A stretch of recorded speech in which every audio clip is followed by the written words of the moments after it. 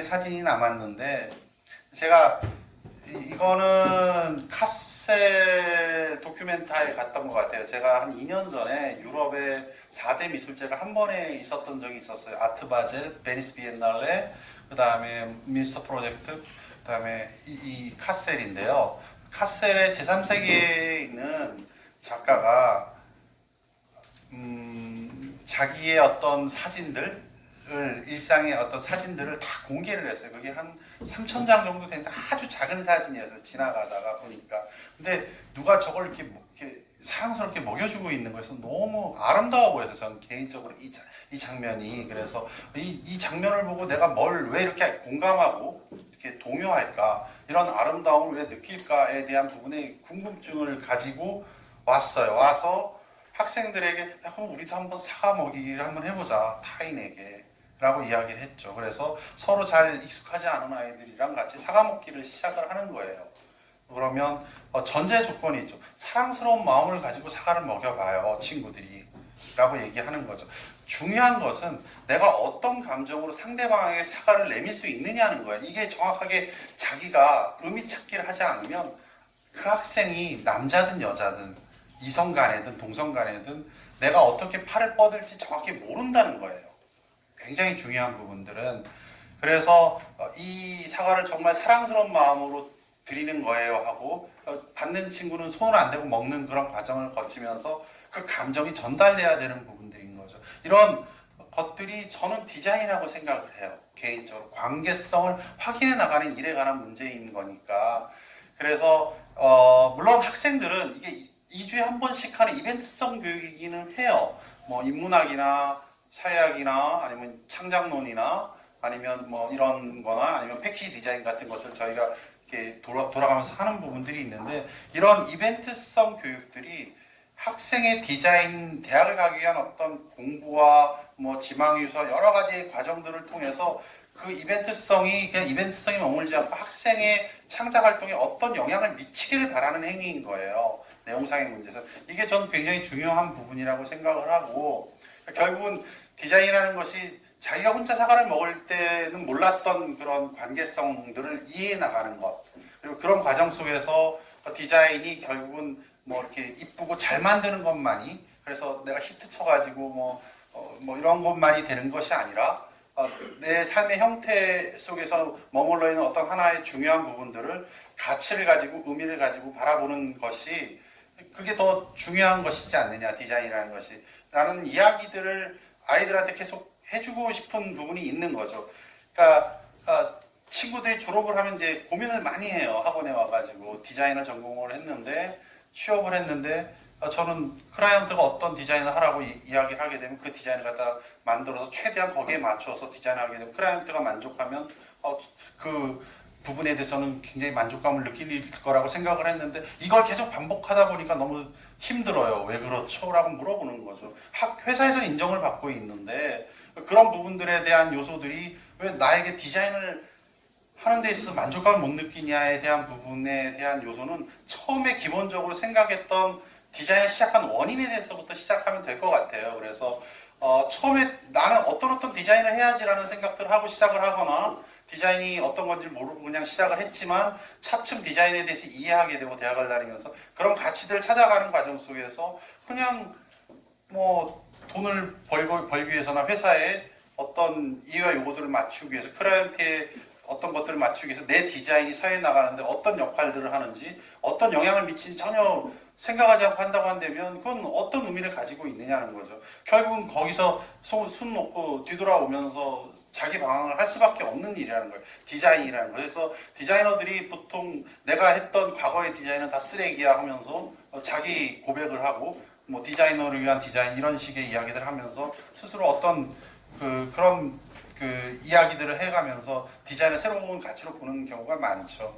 그래서 예술이라는 것은 디자인이라는 것은 문제점을 찾고 그 다음에 기획과 구상을 통해서 그리거나 만드는 것인데, 그리거나 만드는 일들을 너무 잘하지만 학원, 뭐 한국의 대학 미술학원 중에서 그리고 만드는 걸 못하는 학원은 없는 것 같아요.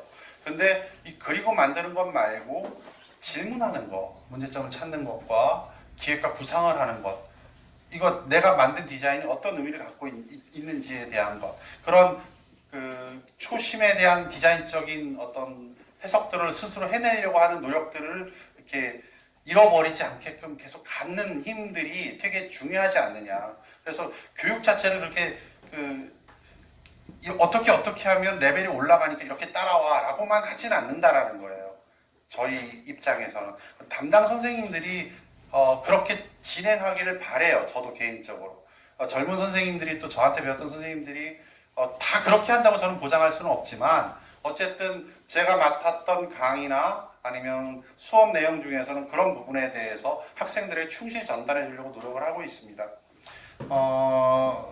그리고 마지막 사진인데요. 하나는 그 코르다라고 체게바라의 그 사진이에요. 체게바라 아시죠? 그 쿠바 혁명 때 했던 그분이죠. 그 사진을 찍었던 사람이 찍은 사진이고요. 하나는 캐터 콜비츠라고 독일의 여성 작가인데 그 농민 전쟁의 어떤 그 사회적 약자에 대한 아이들, 버려진 아이들에 대한 어떤 것들이죠. 지금의 예술은 이렇게 뭔가 이렇게 처절하진 않잖아요. 그렇지 않나요? 뭐 난 여기에서 생존해야 돼 하면서 알타미라 동물벽화처럼 어떤 생존을 갖다가 위해서 그냥 처절하게 울부짖는 들소에 이렇게 어떤 그런 울음을 이렇게 그리는 게 아니라 지금은 생활의 향기 같은 어떤 요소들을 더 만들어 나가는 시대잖아요. 뭐 이렇게 잉여 가치도 많고 부도 쌓이고 뭐 생활도 좀 더 나아지고 하다 보니까 그래서 미적 형식이 바뀌고 하지만 그래도 중요한 것은 이런 작업들이 어떤 의미를 갖고 있는지, 그러니까 상황에 대한 무거움만을 말씀드리려고 하는 게 아니라 이 아이가 왜 이 나무를 가지고 이렇게 불안해하는지를 저희가 이렇게 공감하고 공유할 수 있는 부분이 있잖아요. 그러니까 중요한 것은 제가 이렇게 한 몇 년 전에, 아주 오래 전에 그 사진을 전공한 친구가 있었어요. 사진을 전공한 친구가 와가지고 저 사진을 그만하고 다른 작업 디자인을 좀 해보고 싶어요 라고 저한테 상담을 하면서 자기가 했던 학생이 했던 졸업 작품들을 아주 천천히 설명하면서 보여주셨어요. 근데 사진들이 너무 아름다웠어요. 너무 잘 찍었고 그리고 그 사진들을 보면서 사진기가 뭐니, 뭐 어디니, 그 다음에 렌즈는 어떻게 되니, 뭐 그 다음에 어떤 제품으로 찍었니, 그 다음에 조도가 어떻게 되니, 뭐 이런 것들을 굉장히 많이 물어봤던 것 같아요. 되게 자신 있게 대답을 해요. 그리고 그 친구는 잡지에 기고하는 사진가였었어요, 실질적으로. 그리고 그런 사진들을 가지고서 저 이렇게 하면 저 대학 갈 수 있나요? 라고 물어보더라고요, 저한테. 그래서 제가 물어봤어요. 근데 이걸 왜 찍었어라고 물어봤어요, 개인적으로. 대답을 못해요. 사진을 어떻게 잘 찍을 줄 알아요. 근데 어떻게 왜 이걸 샷다를 눌러야 되는지에 대한 이해를 갖고 있지 않아요. 그냥 머뭇머뭇거리면서 교수님이 시켜서요.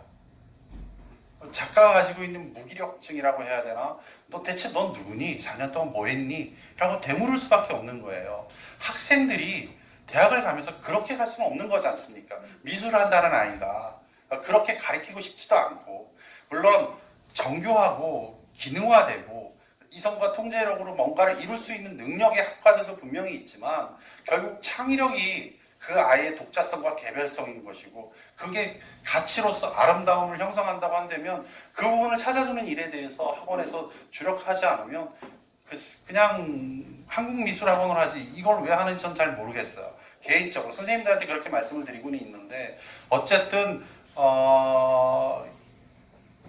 이 그림을 다시 한번 봐주시면 캐터콜비츠와 코르다가 왜 이렇게 그리고 왜 이렇게 사진 샷다를 눌렀는지를 알 수 있는 것 같아요. 이 주변에 얼마나 자신을 불안하게 하는 요소가 많은지를 이야기하고 있는 것 같아요. 그래서 저는 공유하고 공감하고 이런 공유와 공감들이 삶의 형태로서 우리들에게 어떤 용기와 희망들을 주면서 뭔가 변할 수 있는 요소들을 준다고 생각해요. 그래서 그림을 하는 부분에서 이런 어떤 그 창의적 부분들과 자기만의 어떤 자기 규정들을 제대로 하지 않으면 내가 누군지를 잘 이해하지 않으면 내가 누군지 깊게 들여다보지 않으면 정말 아무것도 할 수 없습니다. 마지막으로 드리는 말씀이 뭐냐면 이번에 공예공원 무사비 공간연출에 졸업을 하고 무사비 유학생 회장을 하면서 그 졸업하고 굉장히 유명한 공간연출 회사에 취업한 아이가 있어요. 그 취업한 아이가 저 선생님 정말 좋은 회사 취업했는데 그 포트폴리오 보여드리겠습니다고 저한테 보여줬어요. 근데 그 아이가 첫 장에 보니까 무슨 어떤 그 분화구 같은데 아주 잘 모르는데 뭐 제주도 한라산의 분화구 같은데 아주 그냥 험지에 비박을 하면서 이렇게 그 담요를 갖다 자기 몸을 감싸고 하품하면서 하는 사진에 막 눈에 이런 눈곱 있고 아주 화장하지 않은 초췌한 얼굴로 하품하면서 그냥 이렇게 해 뜨는 모습을 보는 걸 정면으로 찍은 사진이 있는데 그 밑에 뭐라고 하냐면 저는 어느 곳에서든 생존할 수 있어요 예요. 이게 저도 뽑고 싶었을 것 같아요. 그 아이의 그런 것들을 보고서 제가 선생님이라고 한다면 너 우리 학원에 와서 너 일 좀 해라 그렇게 하고 싶을 정도로 재능과 개성이 너무 탐났던 아이가 있었걸랑요. 그런 것처럼 내가 뭔가를 잘할 수 없다 하더라도 나만의 것들을 지키거나 나를 표현하는 것들이 더 중요한 사회예요. 뭘 잘하는 게 중요한 게 아니라 나의 가치와 나의 어떤 의미 찾기와 나의 인간이 가지고 있는 자율성들을 존중받을 수 있는 게 되게 좋은 그런 사회이기 때문에 그런 부분들을 찾아나가 주는 일이 저희가 게을리할 수 없는 부분이라고 생각하고 그 부분에 대해서 이렇게 최선을 다하겠다고 말씀을 드릴 수 있는 부분인 것 같습니다. 비록 서툴지만